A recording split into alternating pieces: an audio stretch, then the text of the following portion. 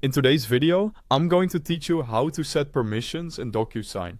By the end, you'll know how to create a permission profile that controls exactly what your users can see and do, keeping your account organized and secure. Start by signing in to DocuSign.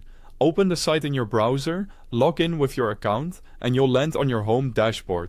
From there, head to the admin area by clicking your profile icon in the top right corner and selecting admin. In the admin console, navigate to Permissions, then Permission Profiles. This is where all permission profiles live, and where you'll create new ones. Click Add Permission Profile to begin. You'll see the new profile screen. Give your profile a clear, unique name in the name field. Something like Team Sender or Reviewer only works well.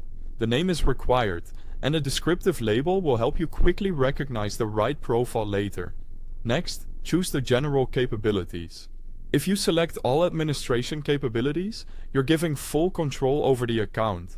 Reserve this only for true admins.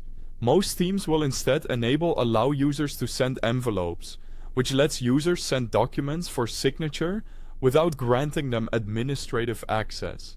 If you rely on templates, set those permissions now. Under templates, you can decide which templates this profile can manage or access. The template options also determine whether people can use or manage power forms. So set this according to your process and compliance needs. Quick note before we continue. If you need the DocuSign website, I've placed the official link right at the top of the description so you can open it quickly. Now configure specific permissions. Turn on Allow Field Assist to let the system suggest fields automatically, speeding up setup.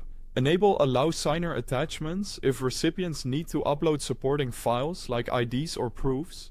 Allow recipient viewed notifications is helpful for tracking engagement, since it alerts you when someone opens a document. If you want to restrict uploads, enable Disable Document Upload. And if you want to simplify the interface for new users, turn on Hide Actions menu. As a best practice, only enable what users truly need to avoid confusion and reduce mistakes. Configure address book and notifications. Choose whether users have a personal-only address book or can use a shared company address book. Then set how self-signed email notifications are delivered, by link or by attachment, based on your security preferences. Review your selections, then click Save. Finally, assign this profile to users in the Users tab by editing their role and selecting the new permission profile. That's it. Your users now have a tailored set of permissions in DocuSign. Thanks for watching.